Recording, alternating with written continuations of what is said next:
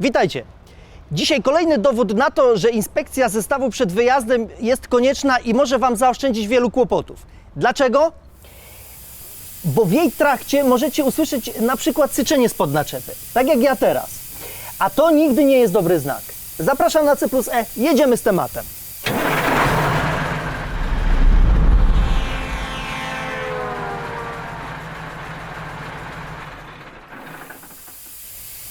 Ten syczący dźwięk wskazuje na to, że mam problem z układem pneumatycznym naczepy. Już tam zaglądałem i prawdopodobnie rozszczelnił się siłownik hamulca na jednym z kół. To spory problem, bo nieszczelny siłownik hamulca powoduje, że jest zablokowane jedno koło w naczepie i dalsza jazda będzie niemożliwa. Jeśli moje podejrzenie się potwierdzi, spróbuję temu jakoś zaradzić. Jak widzicie, jestem na rozładunku, a do bazy mam blisko, więc to dobry moment, żeby pokazać Wam, jak się tym zająć samodzielnie. Oczywiście sposób na tego typu usterkę, który dzisiaj zaprezentuję, jest dobry tylko na krótkie dojazdy i nie nadaje się, jeśli mamy przed sobą wielokilometrową podróż. Jeśli ktoś zdecyduje się na tego typu rozwiązanie, to dzisiaj pokażę Wam, jak to zrobić.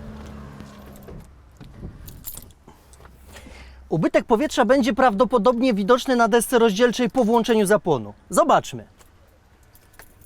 Po włączeniu zapłonu komputer pokazuje błąd. Ciągnik nie może ustawić odpowiedniego ciśnienia w układzie. Kiedy spróbuję ruszyć, to najprawdopodobniej jedno z kół będzie zablokowane. Mam na myśli koło przy syczącym siłowniku.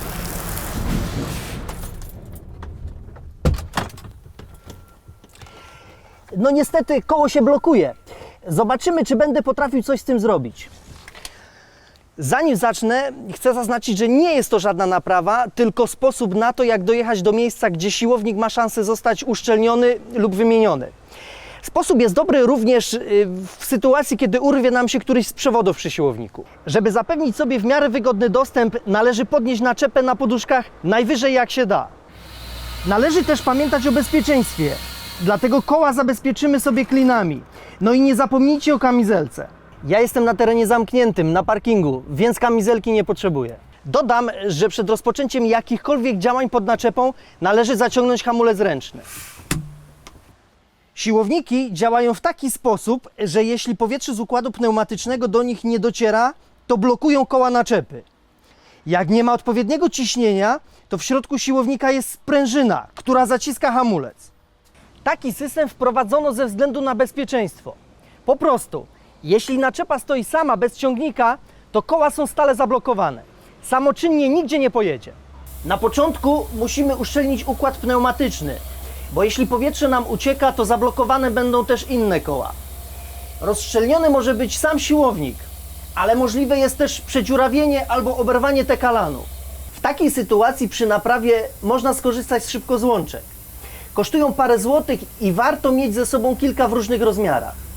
W ich przypadku ważne jest to, żeby kupić szybkozłączki metalowe, bo są też inne, wykonane z plastiku. Ale z mojego doświadczenia na serwisie wynika, że takie lubią pękać w najmniej odpowiednim momencie. Te przewody to takie lekkie, elastyczne rurki. Pomimo, że są dość wytrzymałe, to zdarza im się urwać. W takiej sytuacji należy je odciąć, zagiąć i spiąć opaską, tak żeby powietrze nie uciekało. U mnie problem leży raczej po stronie siłownika, więc nie będę przecinał przewodów, tylko je odkręcę, zagnę i zepnę elastyczną opaską. Chodzi o to, żeby uszczelnić przewody doprowadzające powietrze do siłownika. Jakie narzędzia nam się przydadzą?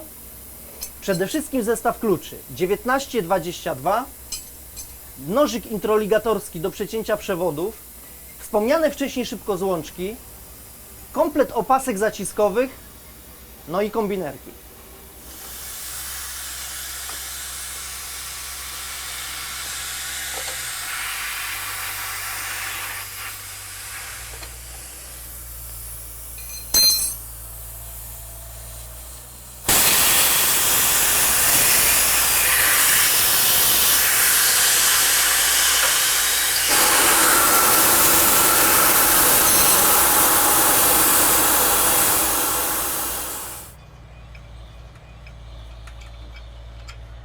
Teraz musimy odblokować hamulec.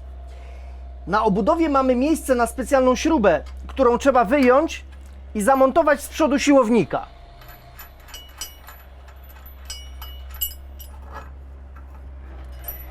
Poprawne ustawienie trzpienia wyznacza nam ten otwór. Po napotkaniu oporu przekręcamy narzędzie o 90 stopni i sprawdzamy, czy jest poprawnie sklinowane. Po zamontowaniu nakrętki śrubę wykręcamy tak, żeby jak najwięcej gwintu wyszło na zewnątrz.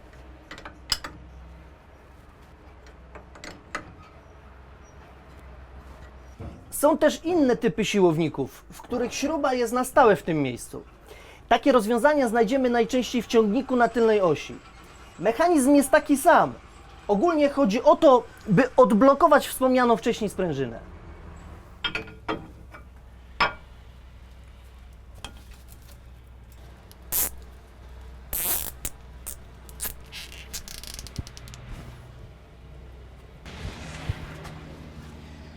Śruba jest wykręcona, a przewody uszczelnione, więc teraz koło powinno się już obracać. Sprawdźmy.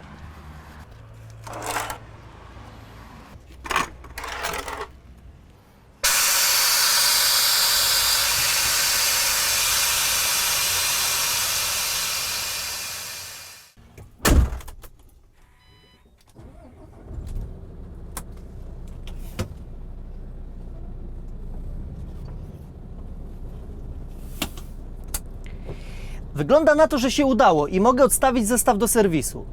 Na koniec podkreślam, że to sposób tylko na krótkie dojazdy, właśnie do miejsca, gdzie może zostać dokonana naprawa. Stosując tę metodę, tracicie w końcu jeden z hamulców w naczepie.